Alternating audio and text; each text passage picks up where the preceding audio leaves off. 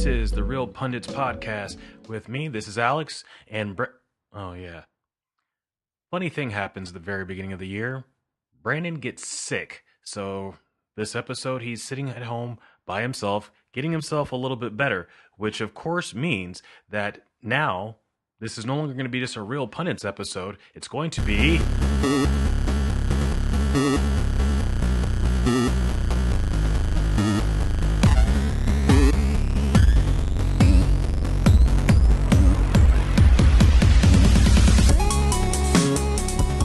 we have supposed to be a Real Pundits episode, but now it's going to be a Geek Out episode. Greetings, everyone. Happy New Year. We're into the new year. First episode of the new year. Yay! Blow the horns. Anyways, Brandon is at home sick, and so I'll be taking over the entire podcast for this week, which is going to be a lot of fun for me because there's no one else to talk to and no one to stop it. But to keep it in proper Real Pundits situation, brand new year, we're starting off with some new stuff. Let's catch up with where we've been at last time we were on the Real Pundits.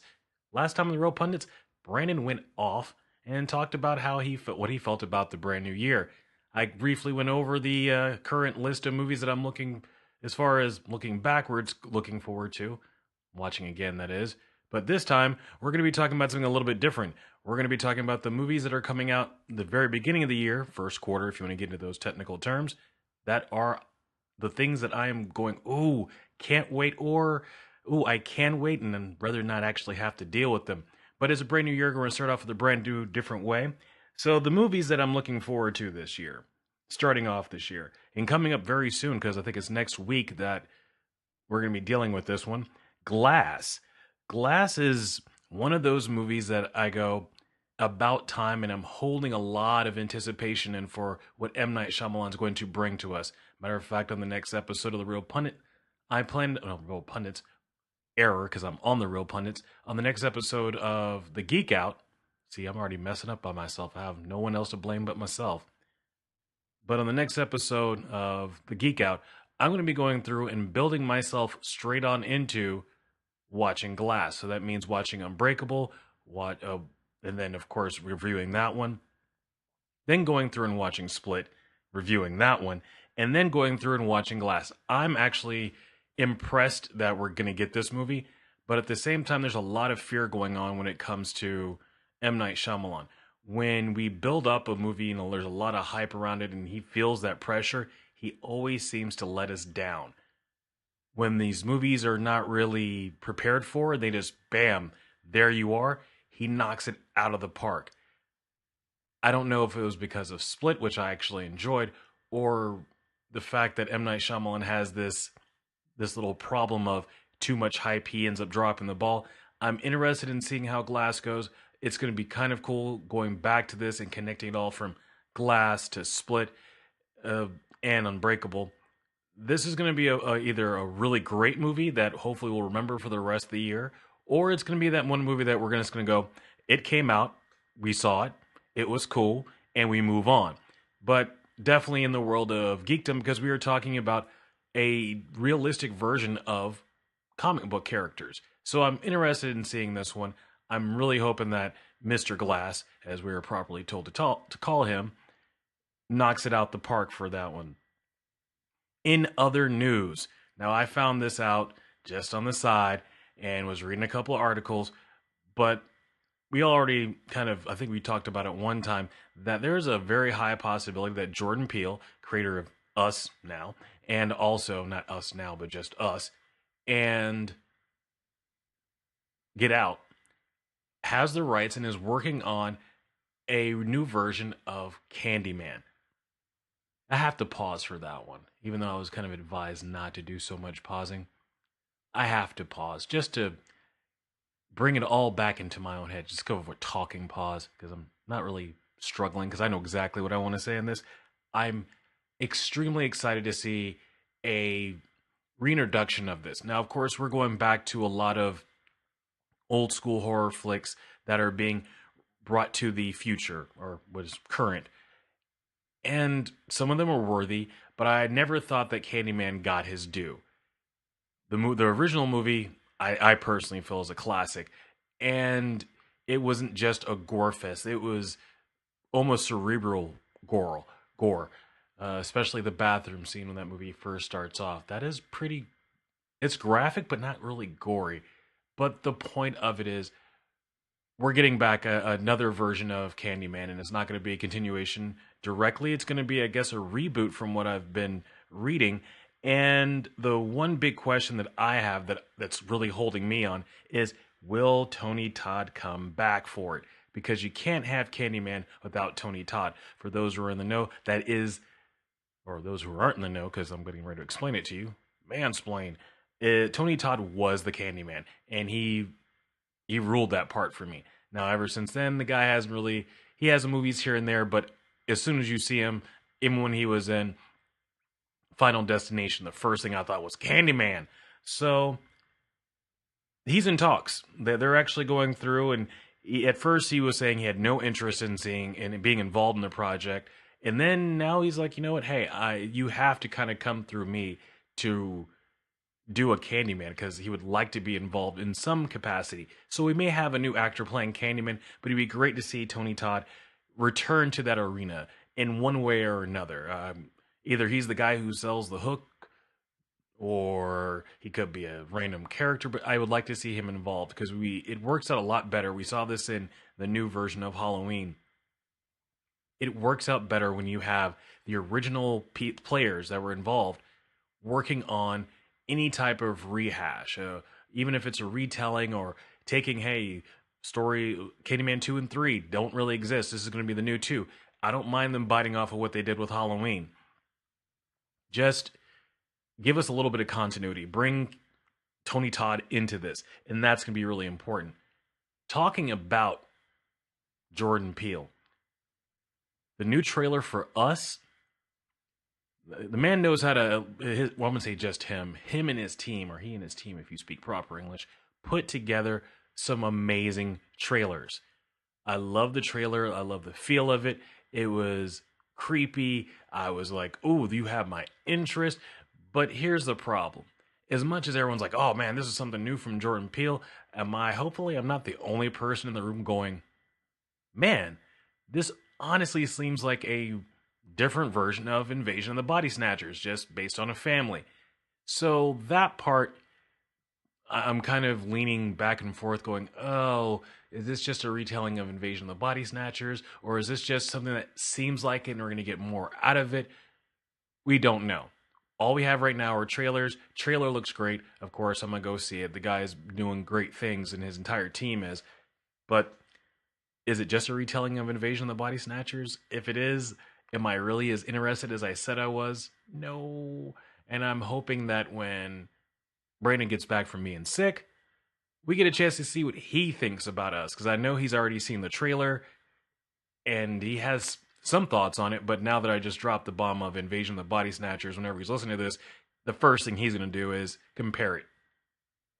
And if anybody from the old school movies, classic movie watchers, happens to see this trailer, the first thing you're going to think about is Invasion of the Body Snatchers, either version. So that's something to think about as you're going through and jumping on any of these movies.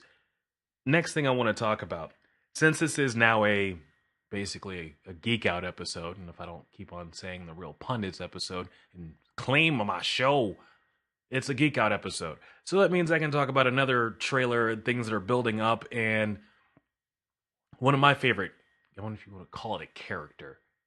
Godzilla's a character. We're just going to call it as that. He is his own, or she. We're not going to sit there and get into identity games over Godzilla, even though we all kind of know Godzilla's a girl.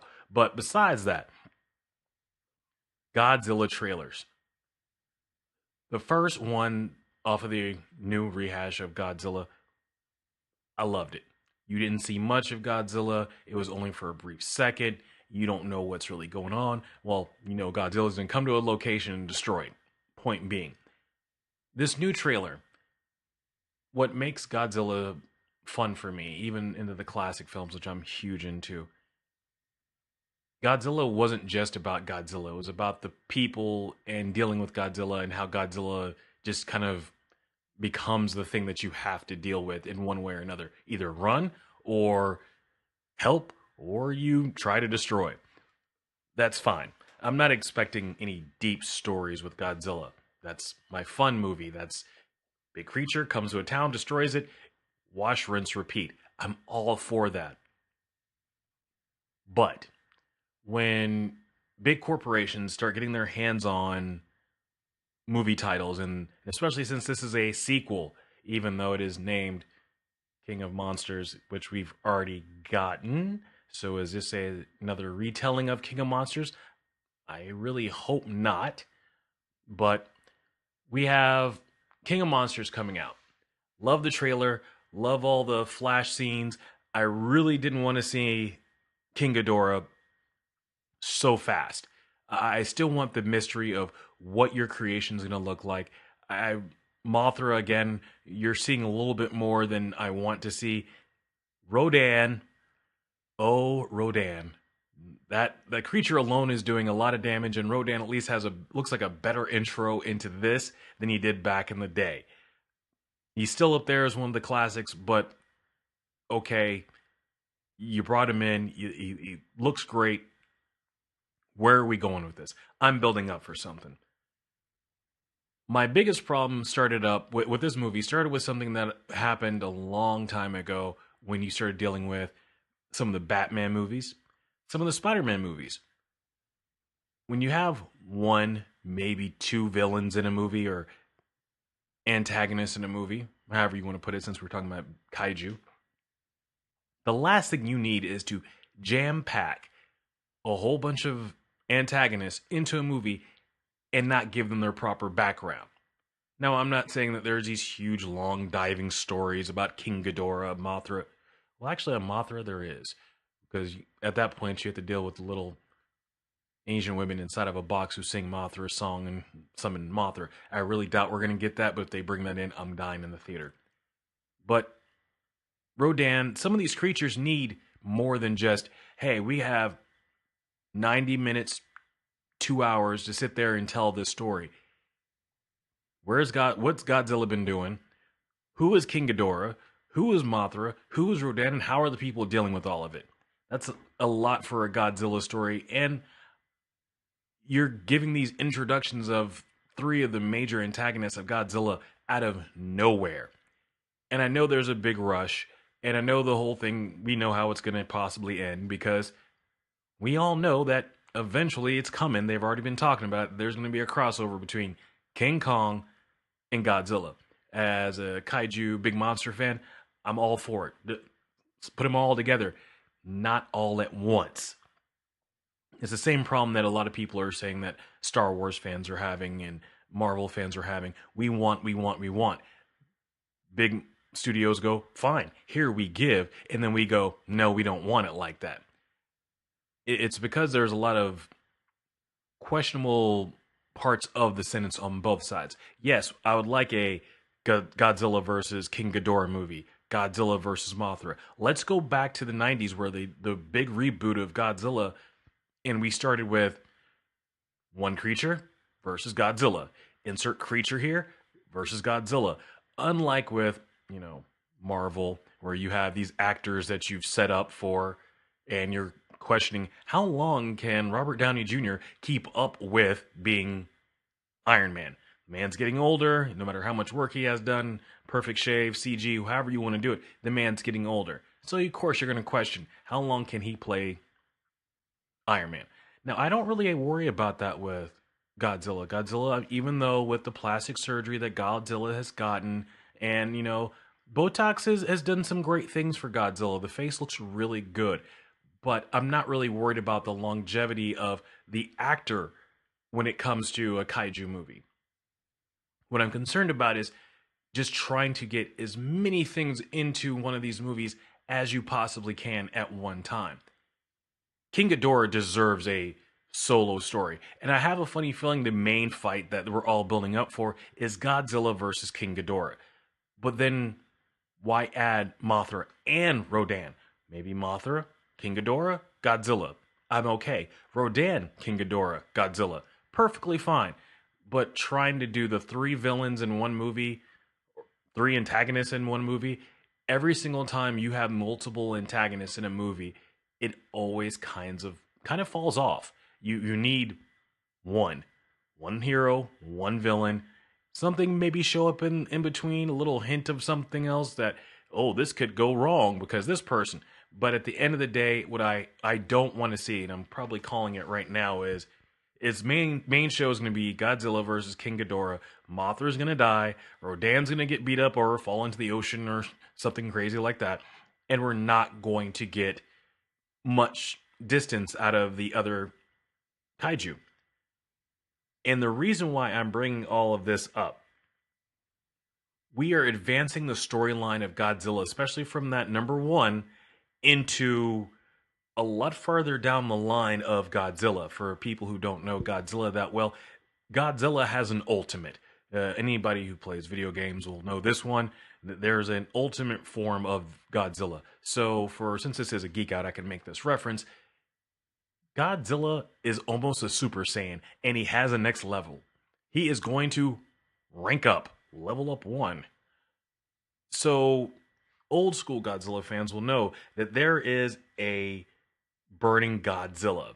Godzilla got pushed to a certain point versus the Destroyer, or Destroya, and it was no longer blue flames coming out of his mouth, it was orange flames, and if you go into the whole scientific facts of it, yes, orange flames are not as hot as blue flames, but we're getting way past the science. This is a kaiju movie.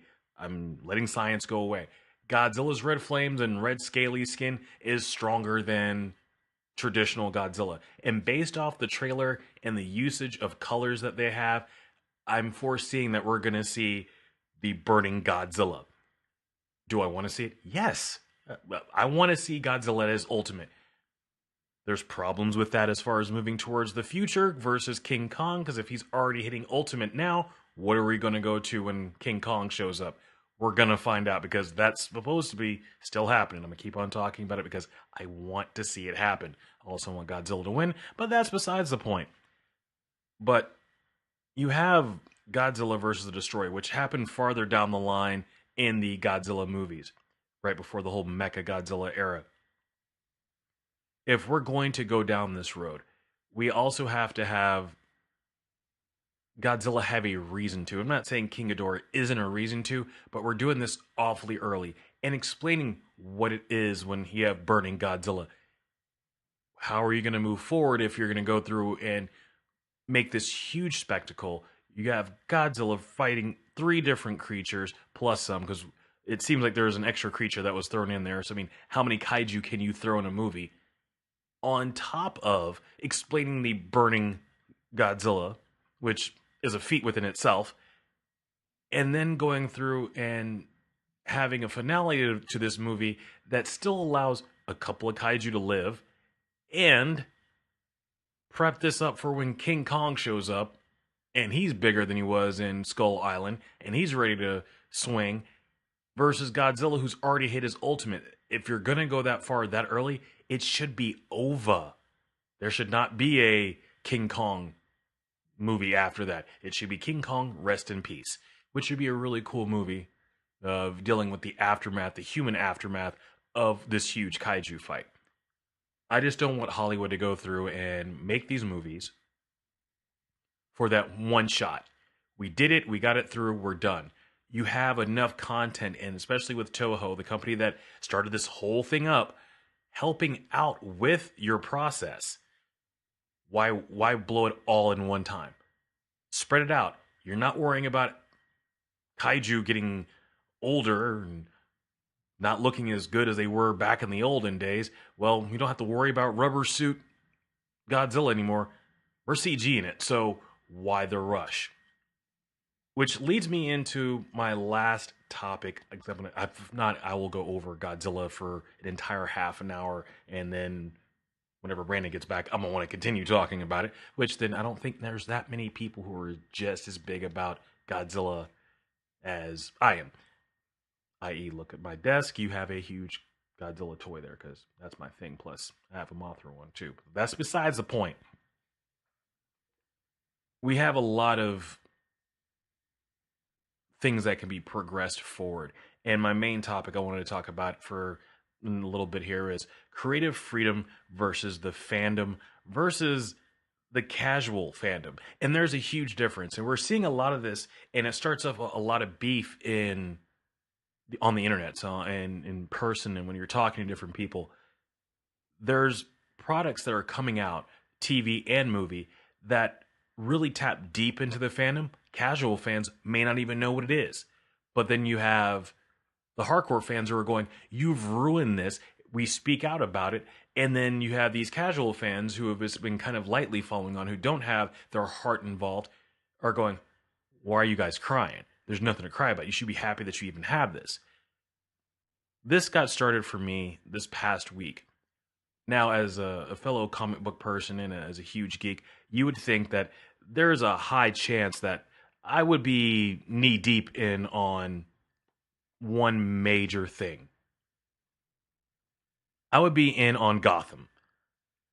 I tried watching a couple of seasons here and there. You're trailing on for me too long. You're telling your story. Yay, that's great.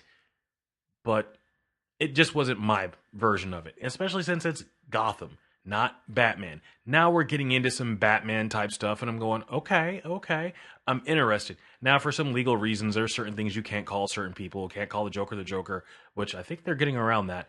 And this really isn't a story about Batman, it's more of the story of the city that Batman comes from. So that gives you the rundown of what Gotham's really all about. But you're getting a lot of cameos of characters or the real names of these characters showing up, and that's great. And you also did it in an episodic format, which is, again, you did it for a while too. So Gotham's been on for a hot minute. That's cool. I'm leading up to something. Gotham just threw out a trailer. And as I'm watching the new trailer for the last season, which is the season where we're going to finally get a version of Batman, the actor who's playing Batman is, in a sense, taking on the cowl. He's being Batmanish, which is great. Now I'm interested. I want to watch. Except for as I'm watching the trailer, comic book readers, novel readers, because the first time I got introduced to this storyline was through the novel, I'm starting to notice things in the trailer going, no, I know this story. I know what comes up from this story and the characters that are introduced because of this story. So while casual fans are looking at this going, ooh, this looks really cool. Like, I look forward to the last season of it. They're throwing everything they got at it. And I'm going, that's a No Man's Land storyline, which has been traced around a couple of times here and there. People try to bring it up, but never really pull it off. The Gotham series looks like they're pulling off No Man's Land. Now, for those of you who don't know about No Man's Land, basically, Batman disappears. They blow the bridges of Gotham City out. No one can get in or out. Now, have you seen this before? This same situation happened in the Dark Knight series. So, again, for even casual fans, are like, something about this seems familiar. The difference was, unlike the Dark Knight series, there were several different parts of town ran by different villains. And those villains created their own gangs. The people who were left there either joined or died. It became this whole turf war and no Batman. So that's where the whole No Man's Land thing came from. From that, you have the other heroes of Gotham and a couple of villains showing up to become heroes and to fight back these different gangs that are going on. Which I'm going, okay, the story of the book itself I loved. It was one of my all-time favorite comic book-based novels. Here you have Gotham, who's literally taking the story of No Man's Land and playing it out for you for their last season, which kudos to them going, hey, what is one of the bigger stories we can get that most people aren't going to jump on and going, oh, I know what's going to happen here. At the very end of this, of course, we're going to get Batman. But there's a lot of other characters that are in there that have to be developed. And this is where we get into the creative freedom of these different shows. We want something new. This is like I was talking about beforehand. Fans want something that they know. They want this story or that story.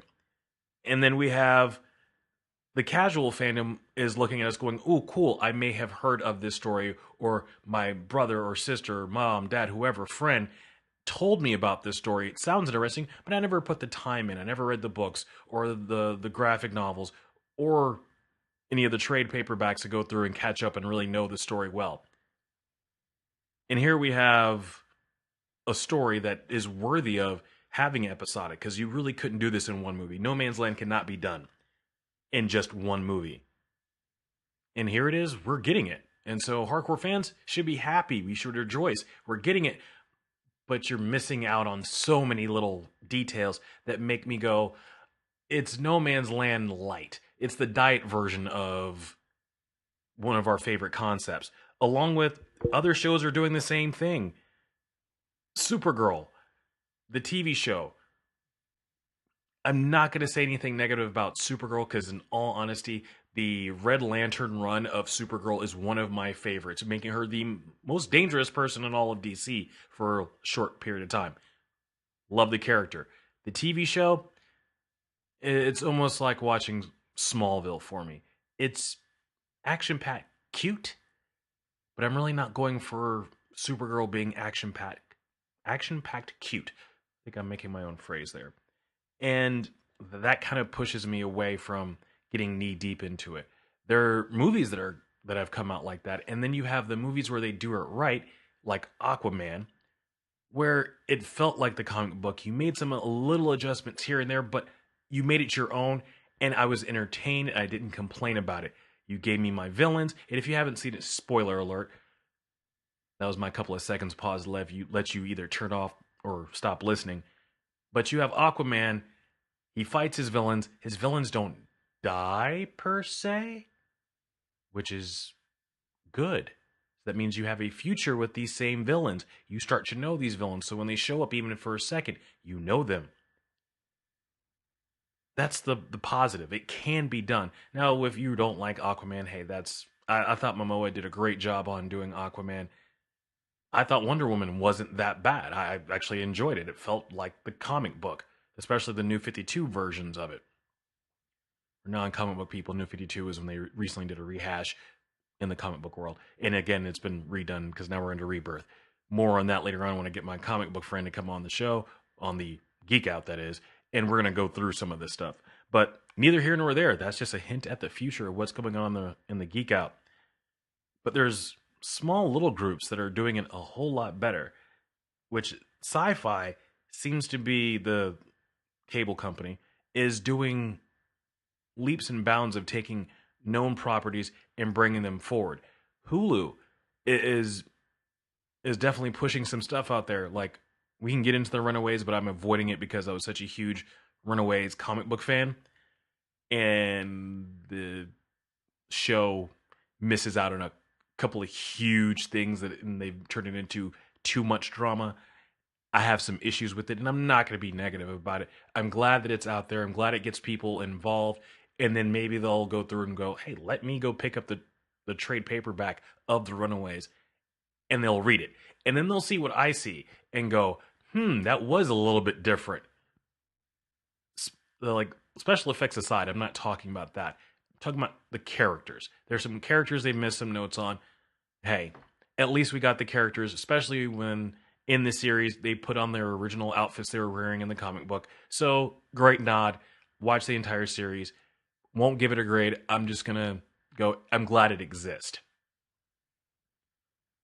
There's a lot of groups taking a lot of geek culture right now and taking those properties. Deadly Class is coming up later on this month. This is amazing that we're getting to this point where we're getting some of these titles in a live action. Just, if you're going to do it, in my opinion, that's what, of course, all this is, do it right. Do your research. Do your homework. Don't try to make it so much of your own that it doesn't fit into the canon that we all know and love. Hint, hint, Rian Johnson. So, that was my one little negative, and I'm letting it go. And if you don't know about the Rian Johnson beef, then you'll just let it be. Just let it float up through your ears and on to the next one. So, we have to find, as an industry and as fans, we have to find a common ground where everyone's happy. Big companies make their money, fans spend the money, and we continue doing this over and over again. They found some comic book gold with Spider-Man. Away From Home, looking forward to it. Homecoming, amazing. That was worked out really well. But there's also some things that should be thought about when they go forward with other movies like this. And it could work really well. Shazam could work really well if people just listen to the fans, work with the comic book people, work with different authors, figure out exactly what the real story is, not one of the injustice stories where you come up with a new storyline and you kind of float with that. No, pick a known storyline and keep to it. And remember that there's people out there who love these different titles and make us happy. I think that's where the problem with Hollywood is right now is they see people are happy with this stuff and they'll continue putting out stuff, and we're not as happy with the finished product, but we should, as fans, still rejoice in the fact that it gets us one step closer to what we wanted. And we're getting a chance to see things live action. Now, will I take all this into consideration when the new Star Wars comes out? We'll wait until that comes out. I got an entire year to sit there and change my own mind. But we'll get to that when we get to that. Until that next time, that's pretty much it. I've been talking for a little bit. Next week, Brandon's going to be back, and we're going to go through and do a normal Real Pundits with a twist.